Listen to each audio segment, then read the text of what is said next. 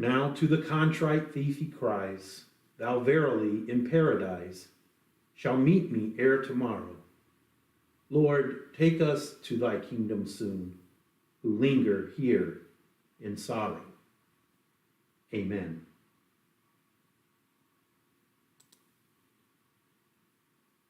In considering the heart of God as revealed in Jesus' 7 words from the cross, another movie comes to mind concerning the second word Jesus speaks. The movie is The Battle of the Five Armies, based on Tolkien's The Hobbit. Thorin has taken his place as king under the mountain. From the moment Thorin takes the mountain from Smaug, his thoughts turn toward his riches, especially the missing Arkenstone, the heart of the mountain. So consumed he is with hoarding and protecting his riches that he directs his closest companions to block the entrance to the mountain. Then he threatens violence to any who appeal to him for a share in the wealth.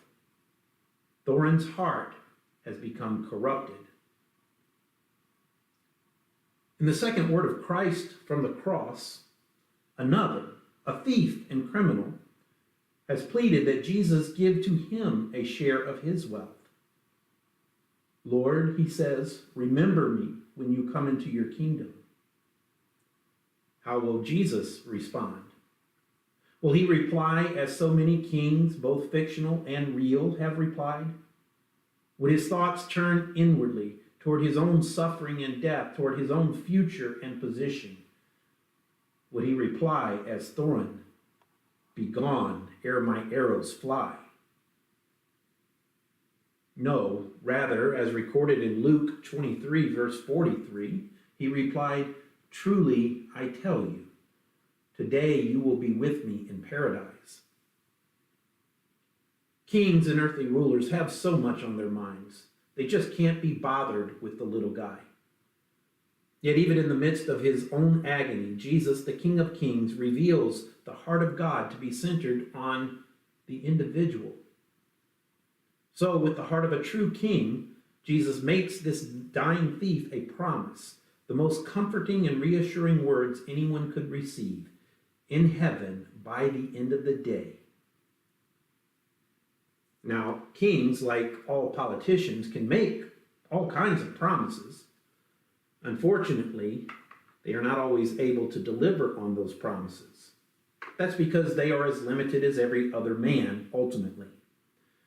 This man, this king, however, is not limited, not even by death, to give what he promises. In fact, it is his own death that would establish this promise. The one thing that stands in the way of sinners getting into heaven is the very fact that they are sinners. This man, this thief, by his own admission, was a sinner. He was receiving the due reward of his deeds, he said.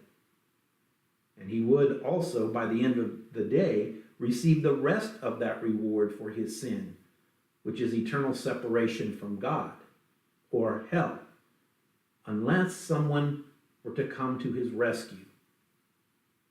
Yet to come to his rescue would require the supreme act of nobility, substituting a righteous and innocent life for a sinful and guilty life.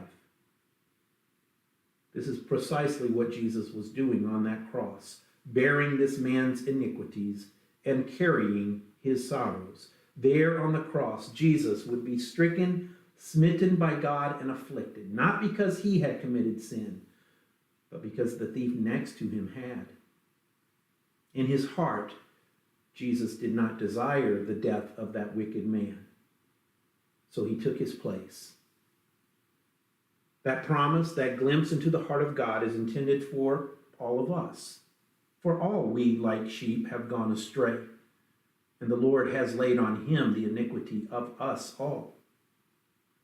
Now, because of Jesus' supreme act of selfless love, laying down his life for sheep that love to wander, the message of the gospel is that all those who look to this God-man with a king's heart have the same assurance on the day death comes for them.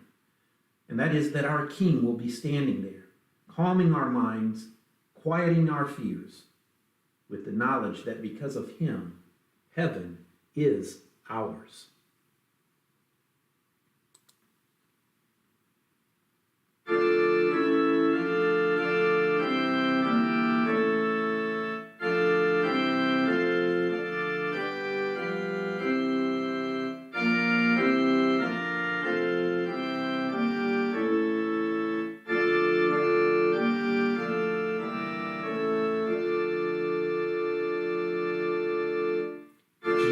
Jesus in the between sighs of the thief who nearly dies, promising him paradise. Hear us, holy Jesus. May we in our guilt and shame still